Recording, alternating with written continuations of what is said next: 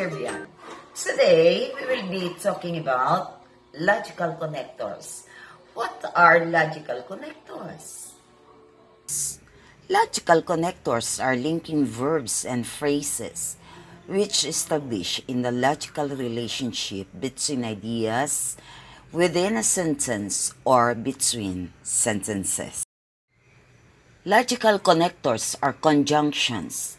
They are used to join or connect two ideas that have a particular relationship.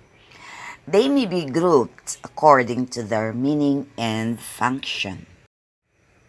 Connectors connect sentences, helping the reader to follow the meaning of the sentence, help you carry over a thought from one sentence to another, from one idea to another, or from one paragraph to another. These relationships can be one, sequential, time or order. What are the examples? We have first, second, third, fourth, furthermore, to begin with, in addition, in conclusion, finally, next, meanwhile, first of all, by the time, eventually, at last, at the end, to summarize afterwards, and so on. This example was taken from your module.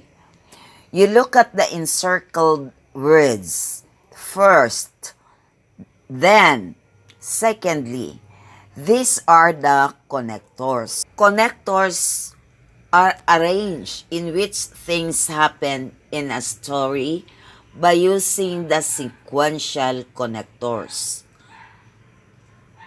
These connectors help you understand which is the first, what follow next, and up to the end. It is the order of the events in a story.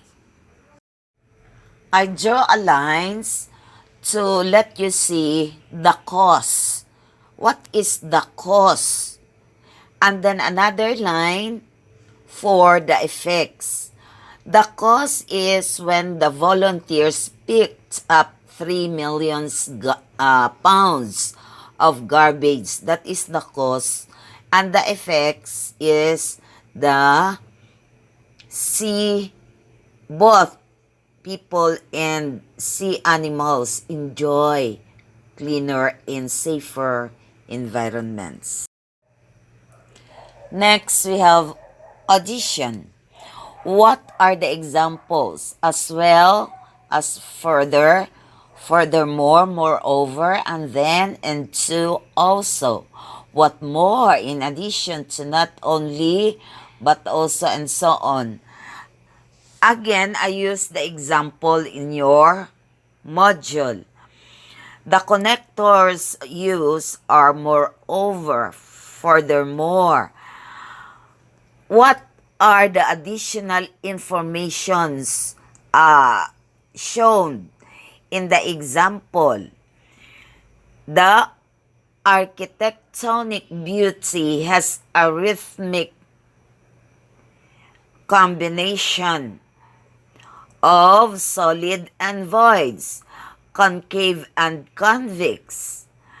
Then the word furthermore is another additional information. And what are these informations? Arches and domes increase the aesthetic aspect. So these are additional of the information in the paragraph. We use addition connectors when we want to add one phrase to another information. Next, we have contrast.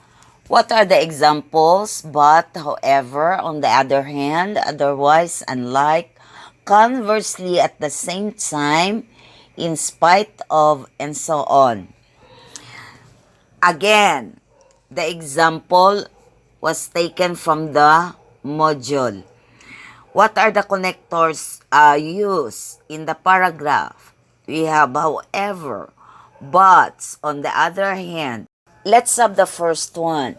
Americans are frank, open, straightforward, and Filipinos are timid, verbose, and over-polite. It's opposite what Americans are. Let's have the second one. Americans consider a loud laugh and handshaking vigorously, but Filipinos consider this action as a breach etiquette. So it's opposite.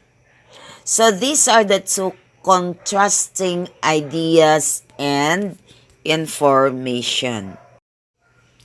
We have the last one, explication or emphasis. What are the examples? We have especially, also, in particular, furthermore, in addition, indeed, of course, in short. Stress the truth of a statement despite other people's expectation, giving more explanation for others to understand it well. I hope you understand the brief explanation. See you for the next video. Bye!